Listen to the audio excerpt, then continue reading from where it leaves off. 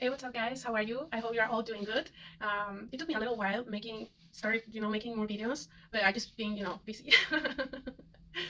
This occasion, we are going to talk about the Allen Memorial Institute, uh, which is owned by the McGill University and is nowadays officially called the, wait a minute, officially known as the McGill University Health Center. It depends on in which context we will be talking about this place, well, this facility, that historically and architecturally is known as the Ravenscraig Mansion.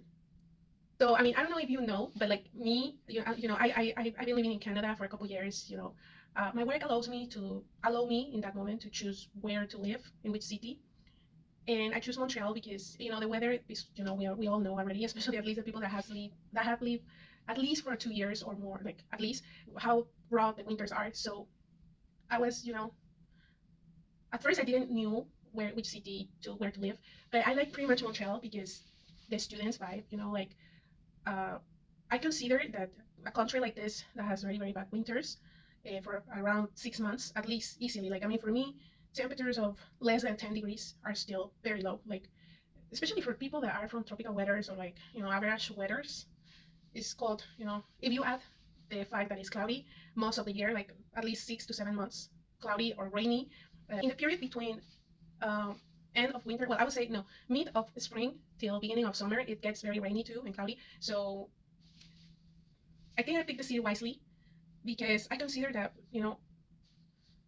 places where there is a huge or big concentration of young people, like college guys especially, like we are more we tend to be more excited about things or more cheerful, more happy theoretically. We are supposed to theoretically, especially I don't know. Well, me, I'm near of my 30s. Actually, I'm in my early 30s, but guys in their 20s, and they really look excited all the time. Like I see them, for example, when because this is a student college city, to be honest. So when I see them, in little groups or big groups, whatever, like heading to somewhere, you can see the excitement. Like, oh yeah, they're all the time. Like sometimes when I'm with friends, I make fun of them because I'm like, oh my god, poor little soul. If you just know what's coming after, you wouldn't be like that happy. Like being the adulthood, paying bills. They're actually experiencing already. So anyways, I think I'm leaving the point of the video. I'm getting away of the I'm moving off the track of the video. But yeah, in recent words, that's why I choose living in Montreal as an immigrant. And yeah, that's why I choose Montreal to live as a newcomer. But I have what gave me the idea of making this video is that I have lived in the downtown area, very near, this institution, the Allen Memorial Institute, sorry. And for example, and I recently moved to another area. But even before moving, I don't know, I would say the last weeks or the last, exempting the winter, of course, like forgetting totally about the winter because right now it's almost June, so we're already in the end of spring. Um, but I always felt like this vibe of like, I don't know, it's a low vibe. For example, my three zodiac signs, main zodiac signs, because we all know, especially the people that know about astrology, we all know that you have the sun sign, the rising, and the moon sign. So two of these three main signs are water signs in me. So when you have water signs in your three main zodiac signs, or like a lot of presence of these water signs in your born chart, whatever, like you tend to be more intuitive or like feel the vibes. You tend to feeling the vibes more than other people. So I had this vibe of this neighborhood, around McGill College, very very gloomy.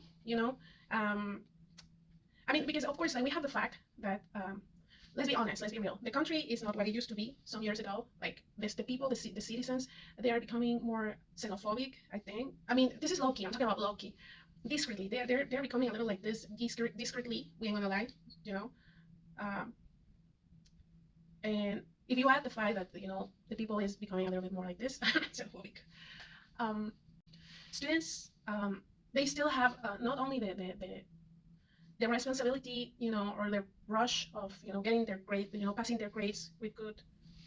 They have to pass their assignments, subjects, with good grades. That's already a pressure, but like they also have to adapt to a new country, like all immigrants. I can tell that in your early 20s, that's gotta be really tough. Like because I remember when I was in my early 20s, I always lived in my country. I started traveling. Well, actually, I started traveling abroad in my since my early 20s too, like to Europe and well, yeah, only Europe, but. Well, it's already hard, So yes, you have a part of that. They're the local students, the students that were born here, or at least in Canada. Like they party. Well, I'm talking about, of course, the internationals too. But like they party more, or they have this allure of like cheerful vibe, whatever. But back with the topic of the vibe of this neighborhood, the McGill ghetto and the surroundings, because the vibe might, well, I don't know if it extends until the area of the Concordia College, but it feels very gloomy, very shallow, gloomy.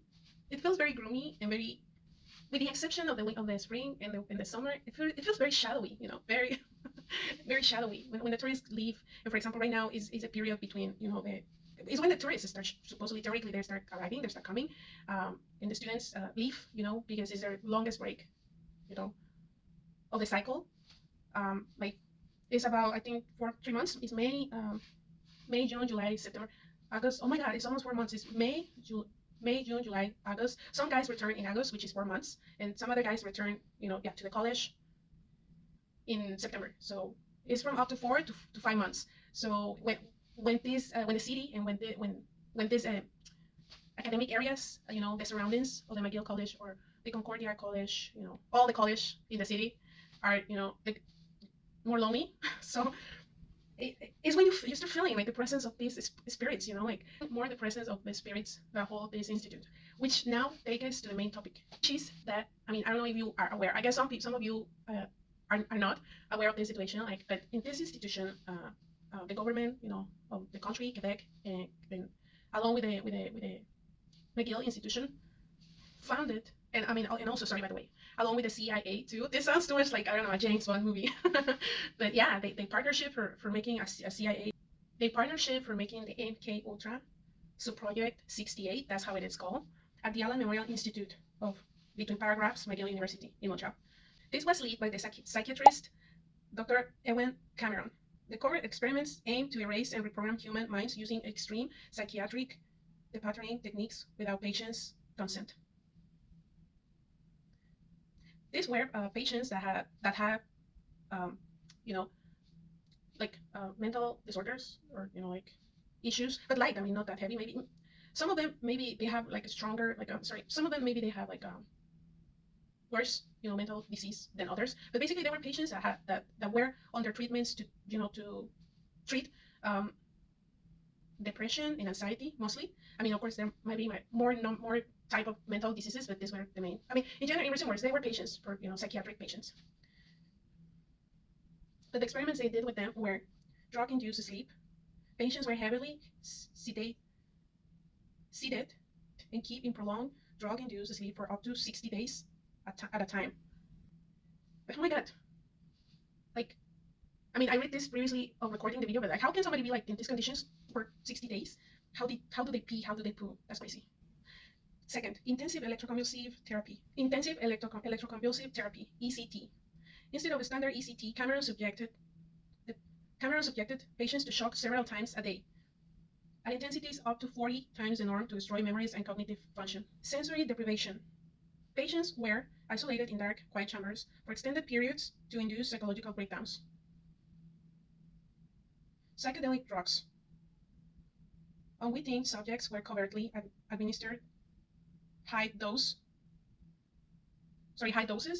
of LSD and paralytic drugs like Curare to induce terrifying hallucinations and physical helplessness.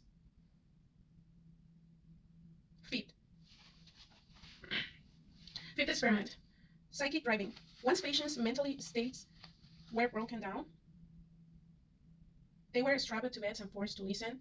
Repetitive tapes recorded message played through speakers under their pillows, up to half millions of times, intended to rewrite their behavioral patterns. Most of the individuals subject to these programs check into the clinic seeking conventional therapies for conditions like I said already, anxiety, postpartum depression, or schizophrenia. The program left hundreds of victims with permanent, devastating cognitive and psychological trauma. And so the reason why I consider, or I have get to the conclusion that this neighborhood, the McGill Ghetto and surroundings, as Montreal area, or even extending to the Concordia area, feel like this in winter. But even so, like in seasons like this, when there are not many tourists yet in the city. I feel like, and I mean, there are documentaries that mention that this area is haunted. The Allen Memorial Institute, but also the place. Oh my God, I didn't knew. I've been living in this neighborhood or in this area for almost 2 years, so I feel it's haunted. It's haunted. Like I mean, and not only that, because the people talk officially about this institute, psychiatric institute, whatever you call it. Like I mean, Allen Memorial Institute or like McGill Health Center, but they say it's haunted, right? Like or it has a paranormal presence. But I got the feeling it's not just the institute, but the surroundings. So I was saying, like I was talking about the students. I don't consider it only affects them the the change of weather or the raw winter extreme like adaptation or like the xenophobia or certain people, but it's also this spirits around the area. Like I mean, me for example, I was renting this last year in one of the oldest freaking buildings of the neighborhood. And oh my God, I really sometimes I felt the program left hundreds of victims with permanent, devastating cognitive and psychological trauma. And so the reason why I consider, or I have get to the conclusion that this neighborhood, the McGill ghetto and surroundings, as Montreal area, or even extending to the Concordia area, feel like this in winter. But even so, like in seasons like this, when there are not many tourists yet in the city,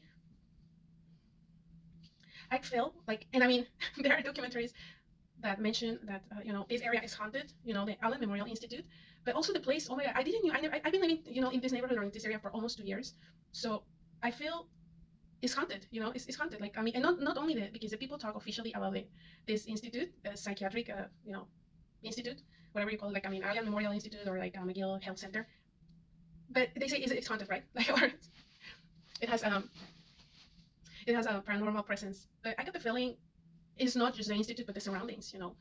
So I was saying, like I was talking about the students. I don't consider it only affects them the change of weather or the raw winter extreme like adaptation or like the xenophobia or certain people, but it's also this spirits around the area. Like I mean, me for example, I was renting this last year in one of the oldest freaking buildings of the neighborhood. And oh my God, I really sometimes I felt my building was haunted, and I didn't only say it to me, but another two neighbors, they say it too. When we talk about, like I mean, I don't know, like I mean, let's say we were not on a very good streak, like in a good streak at all. Like the tree together, we get to the conclusion that we start having a bad streak.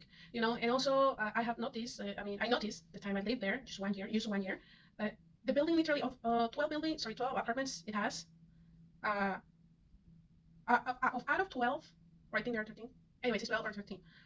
7 different tenants move in and move out with the lapse of 1 year. In less than a year, I saw 7 different tenants of 7 different apartments moving out of the building. And I honestly, I mean, it's a small building, yeah, and it's a neighborhood that has this often recurrent rotation because they're international students or whatever. But I never saw. And I have moved from many times in my life. I have rented different apartments, different buildings. I have moved a lot of times. And I never saw or live in a building like this where I also hear noises. That noises that that are not normal of a building. Like. Anyways, so this winter for me was really hard. Was really really tough, especially in a building like this. I mean, we're talking about these buildings. I make a whole research. I make a whole investigation about this neighborhood in these areas in this part of the city. And these buildings were literally made. All these Victorian style buildings were built in between the, oh my God, totally shocked, in between the years of the 18,000s and 19,000. In all these years, imagine how many people live there in these buildings. They were made, especially the ones around the most prestigious university of the city. They were built along with the university, in these years. So imagine how many people have passed away in these buildings. But I feel specifically in the one that I was renting, there was a spirit. With another girl, my neighbor, we get into the conclusion of that. Like with the other guy, we talk only about the bad streak, but like with her, I conceded that there was a spirit there, or maybe multiple, because who knows, like maybe elderlies that live there, die alone, but something that is a fact that I have known or people have told me here is that many elderlies or, elderlies especially die alone, because they don't have, like relatives or family that get to realize, that they are passing away. So weeks after, or maybe months, I'm not really sure about that, data, but pass away alone. And also, I mean, another person that people probably have, end up themselves, with ending up their lives themselves. I don't want to say that the word because it's very strong, but yeah, it's a city with a beautiful, like the buildings are so cute. I love all this Gothic Victorian style, old fashioned, with mixed with the contrast of the new flats, contemporary buildings, modern offices, and whatever. But I don't know. I think if I were a student and if I were wealthy, I don't think I will study here. I was previously reading like what happened with those spirits. Oh, because by the way, officially authorities, there is any official report about the people that which they made experiments with pass away, die during the experiments. The history of this area, they just don't warn you. They're just like, okay, they're newcomers. We are gonna settle them down in the downtown and whatever. Figure out by yourselves how you can manage that shit. you know. The Allen Memorial Institute, widely documented on historical tours like Haunted Montreal, is considered one of the most actively haunted locations in the city, because parts of the buildings are still actively used today by the McGill University Health Center for outpatient psychiatric services. Employees and nighttime security guards frequently share eerie accounts of the building atmosphere. Number 1. Disembodied screams and whispers. Staff members working late shifts or navigating the older back-end wings have reported hearing distant muffled cries, weeping, or frantic whispering echoing down empty stone corridors, mirroring the historic terror of patients subjected to psychic driving. The haunted cupola light. The mansion features a prominent tower, which is called also as cupola, cupola, overlooking the McGill campus. Security guards and students walking past at night have repeatedly documented a mysterious light turning on and moving inside the completely locked, empty tower where no modern electrical fixtures or staff are supposed to be active. Number 3, the basement morgue avoidance. This is really funny. Please don't send Latinos doing that work. Don't be that mean. I know that normally, never mind. But just don't do it. Leave them alone. If the people doesn't want to go there, don't force them. The basement morgue avoidance. The building contains an old basement room historically used as a morgue lab area during its time as a full-time clinic. Janitorial staff and caretakers have openly expressed extreme discomfort down there. I think it's pretty obvious.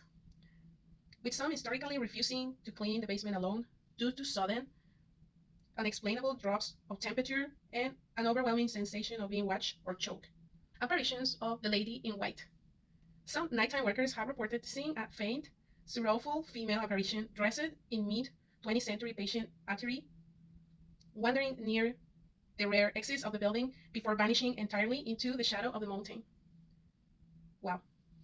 And we all literally live within a few steps or a couple blocks this place. Like, are you kidding me? That's the reason because this area is mostly habitated by newcomers or immigrants of whatever backgrounds, and students.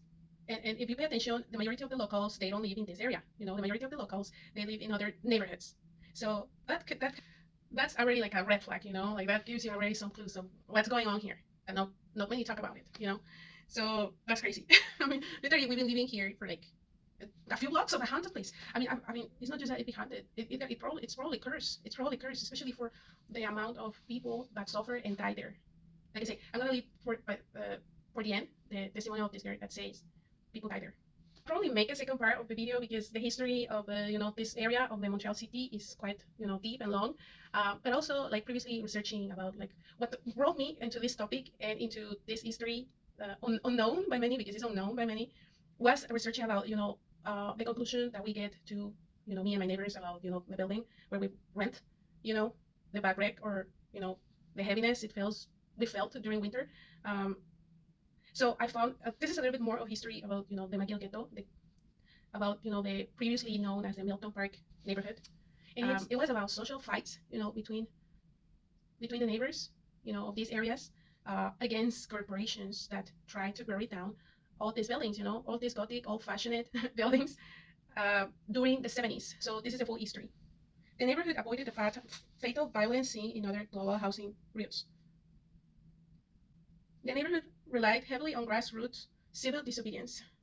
Protesters organized street festivals, formed human barricades to block bulldozers, staged massive sit-ins inside corporate offices. The most famous escalation occurred in May of 1972, which resulted in the mass arrest of 59 citizens for mischief, but not physical casualties or deaths occurred. So I make a research about if like how many people have passed away in this area because I really feel the vibe, extreme, unexplained, heavy vibe, in this area, and it gets worse on winter. Yeah. So what I found was this testimonial of this girl, this teen, that speak out about the testimonies of the people that knew. Okay, this is the full report. The question of Mark Graves. The premise that nobody died has actually been fiercely challenged by victims, families, and activists. High-profile legal proceedings brought forward by indigenous groups argue that the vibe is tied to a grimmer reality. Survivors, including a woman named Lana Ponting, who was experimented on as a teenager in 1958, have testified that patients whispered rumors of nighttime burials on the grounds, leading to active forensic investigations for potential unmarked graves in the surrounding orchards and gardens. The testimonials of general public, visitors and students about the feeling, what being in this institute or in the surroundings is the following. Is the next. They describe feeling a heavy claustrophobic atmosphere around the Allen Memorial Institute. For some kind of like in this research, I previously made a research in my native language, which is Spanish, and it makes more sense because it was a research that I made, more focused on paranormal activity or like or more based in the esotericism. And but these answers that the IA threw me are more like in science based or like more theory or more like talking about logic. These answers are more logic, but I found another answer about this vibe or awkward feeling living in these surroundings, and it's why the area feels low vibe. I found this answer before the testimonial of the woman that hear rumors of patients that gossip about people being buried in the crematories of this place. But it says it's less about a high volume of recent deaths. Of course, they are not recent. They passed decades, like centuries ago. But that just doesn't go away. That doesn't disappear. Like when a lot of people, at least 100, or many dozens of people die in those conditions, die under those, circumstances. That vibe, that feeling gets impregnated in the buildings, gets impregnated. Those souls are still around here. It's less about high volume of recent deaths and more about the architectural and demographic nature of the neighborhood.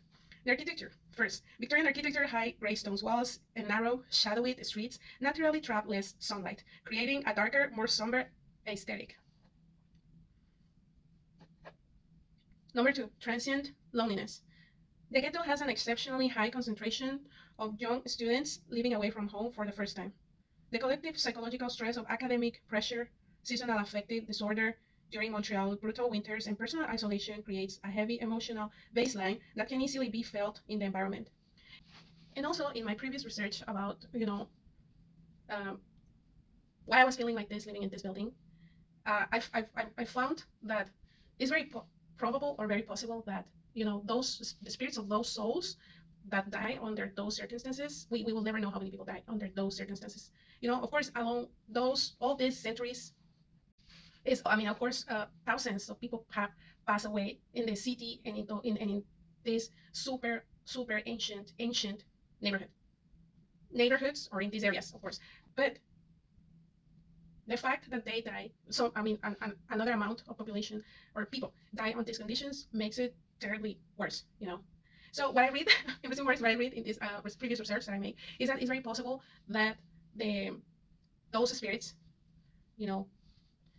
compared with a low vibe or low frequency vibe of the guys that are adapting to this country or that are adapting to the new country, culture, society, etc. So especially, I guess probably it gets more intense or it intensifies during winter because it's when the darkness converses with the people, with us. So I think one thing that could be very useful, for example, is that in all these buildings, especially the ones that belong to the college and the ones that are very near this facility, Allen Memorial Institute, leave the lights on, of course, during winter, the whole day, and at nighttime too.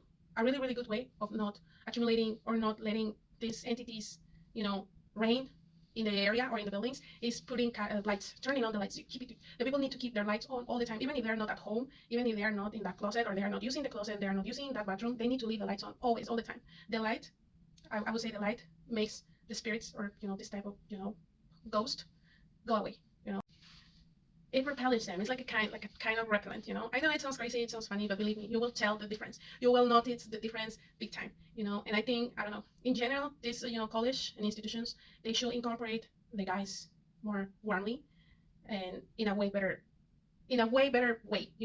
They need to incorporate them with more approachment, with more empathy, tolerance, whatever. I think that if the country is going to be, or if the people are going to start becoming, or are going to start normalizing xenophobia, low-key xenophobia, they shouldn't even open the doors for the international students. They shouldn't even do it, because I don't know, I don't want to talk about this.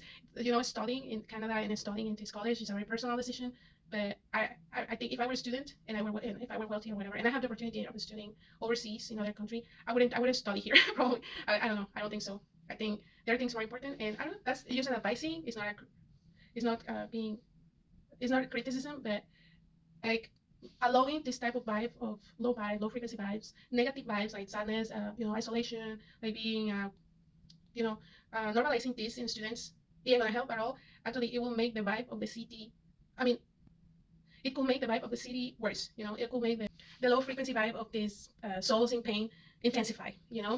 So that's it for this video. I hope you have enjoyed it. If you like it, please leave your thumbs up. Let me know what you think. Let me know your opinion. I would really love to read you. And see you on the next time. Send you hugs.